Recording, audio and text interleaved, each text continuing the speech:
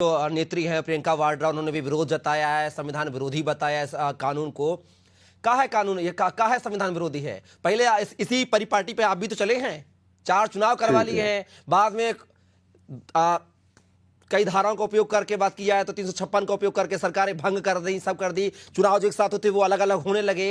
अब वही अगर परिपाटी बीजेपी लाना चाहती है अमल में, तो फिर दिक्कत का है इतना परेशानी हो रही है?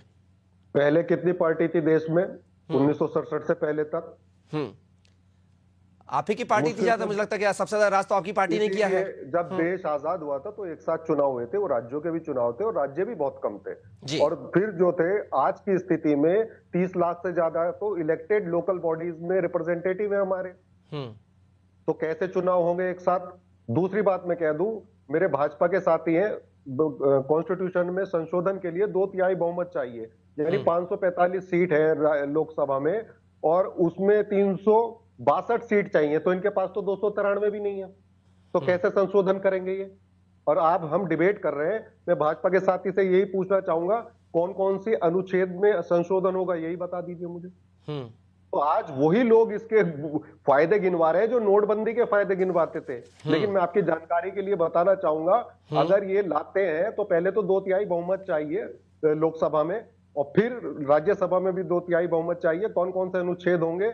अनुच्छेद होगा 85, अनुच्छेद होगा 172, अनुच्छेद होगा 174, अनुच्छेद होगा 356, अनुच्छेद होगा 324 और कॉम्प्रिहेंसिव यानी बहुत बड़े पैमाने पे रिप्रेजेंटेशन ऑफ पीपल एक्ट 1951 में बदलाव करने पड़ेंगे। क्या 2/3 बहुमत है? नहीं है। तो ये केवल अडानी के मुद्दे से भटकाना, महंगाई बेरोजगारी से भटकाना और जो देश में हालात हैं अर्थव्यवस्था के, जो डूबती नैया है अर्थव्यवस्था की, सारा तो कर्जा लेके खा गए भाजपा के लोग। आज देश पे कर्ज कितना है? 205 लाख करोड़ और 2014 में कितना था? 55 लाख करोड़। फिस्कल डेफिसिट 2014 में कितना था? 3.5%, आज 6.5% है। 10 सालों में सबसे ज्यादा बैंक फ्रॉड हुए हैं देश में, 10 लाख करोड़ के। एनपीए 2.5 लाख करोड़ से बढ़ के 14 लाख करोड़ हो गया। कॉर्पोरेट उद्योगपति मित्रों का इन्होंने 16 लाख करोड़ माफ कर दिया। तो कैसे आप कराओगे? लेकिन जावेद जी एक पहलू आप ये नहीं सोच सकते हैं कि लोकसभा चुनाव विधानसभा चुनाव अलग अलग होते हैं राज्यों के? मैं एक आंकड़ा को प्रस्तुत कर देता हूं। 2018 के विधानसभा चुनाव में मध्य प्रदेश में जो है 1 अरब 99 करोड़ रुपए का खर्च आया था। वहीं बात किया है लोकसभा चुनाव की बात करें तो ये जो है था आंकड़ा उससे कई गुना बढ़ गया था। झारखंड की बात किया है तो 19 के चुनाव में तो विधानसभा चुनाव में 86 करोड़ का खर्च आया था, वहीं लोकसभा चुनाव में 89 करोड़ 47 लाख रुपए का खर्च आया था। इसी प्रकार आंकड़े राज्य मेरे पास है, लेकिन मेरे पास भी पूरे आंकड़े हैं। आपकी बात, लेकिन समय के अभाव के चलते बोल रहा हूं। क्या आप नहीं चाहते कि देश का पैसा कम खर्च हो, चुनाव में एक साथ चुनाव हो जाए? बिल्कुल चाहता हूं मैं, लेकिन सवाल यह है स्टेट का खर्चा तो स्टेट उठाता है, केंद्र थोड़ी उठाता है। मेरे पास केंद्र के पूरे आंकड़े हैं। 2014 में 113 करोड़ खर्च हुआ था, 2009 में 886 करोड़ खर्च हुआ था, 2014 में 3870 करोड़ खर्च हुआ था, 2019 में 6500 करोड़ खर्च हुआ था। और मोदी जी ने जो नोटबंदी का फैसला लिया था उससे देश की अर्थव्यवस्था को 3 लाख करोड़ का नुकसान हुआ था। तो यहाँ पे तो 8,000 करोड़ खर्च हो रहे हैं। मोदी जी की सिक्योरिटी पे हर साल 650 करोड़ रुपया खर्च होता है।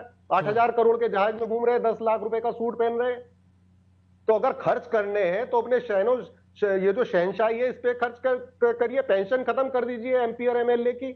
अगर देश से इतना प्यार है तो एमपी एमएलए की पेंशन खत्म कर दीजिए, सेवा करिए देश की। फिर जावेद मलिक जी एक सवाल मेरा आपसे जुड़ा हुआ है, खर्चा कम है। इसी से मेरा एक सवाल जुड़ा हुआ है, कम शब्दों में जवाब चाहूंगा, सीधे रुख करूंगा फिर राजनीतिक विश्लेषक का।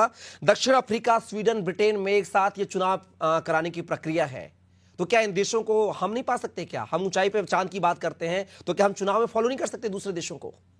बिल्कुल फॉलो कर सकते हैं, लेकिन हम अपने संविधान से चलते हैं। उनका संविधान अलग है, हम अपने कानून से चलेंगे या साउथ अफ्रीका के कानून से चलेंगे?